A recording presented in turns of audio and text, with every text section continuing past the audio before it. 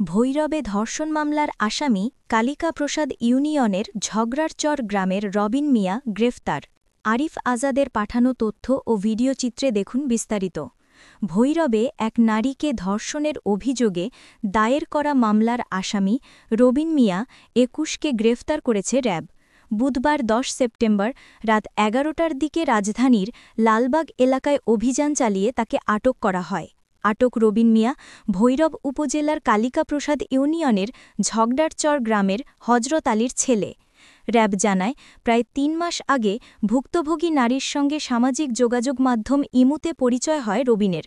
পরবর্তীতে তাদের মধ্যে ঘনিষ্ঠ সম্পর্ক গড়ে ওঠে।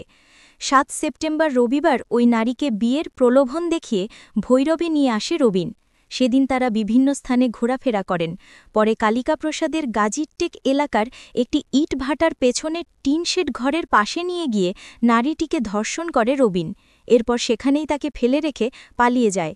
প্রতারণার বিষয়টি বুঝতে পেরে ভুক্তভোগী নারী তার মাকে জানালে পরদিন তার মা তাসলিমা বেগম ভৈরব থানায় গিয়ে রবিনকে আসামি করে মামলা দায়ের করেন। র‍্যাব ১৪ ভৈরব ক্যাম্পের কোম্পানি কমান্ডার সিনিয়র সহকারী পুলিশ সুপার মোহাম্মদ মোহিত কবির সেরনিয়াবাদ জানান, মামলার পর থেকে রবিন আত্মগোপনে ছিল। প্রযুক্তির সহায়তায় র‍্যাব ১৪ ভৈরব ক্যাম্প ও র‍্যাব ১০ ঢাকার যৌথ অভিযানে লালবাগ থেকে তাকে গ্রেফতার করা হয়। পরে বৃহস্পতিবার সকালে তাকে ভৈরব থানা পুলিশের কাছে হস্তান্তর করা হয়েছে। এ ঘটনায় এলাকায় ব্যাপক আলোড়ন সৃষ্টি হয়েছে। গত ৮ তারিখ দিবাগত রাতে ভৈরব থানায় একটি ধর্ষণের মামলা রুজু হয়।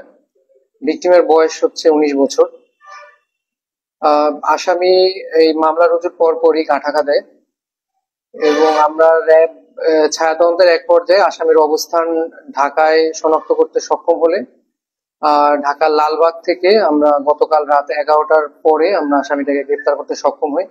আসামিকে থানায় হস্তান্তর করা হচ্ছে এবং ওখানে পরবর্তী আইনগত পদক্ষেপ নেওয়া হবে। আসামির নাম হচ্ছে রবিন, ওর বয়স হচ্ছে ২১ বছর।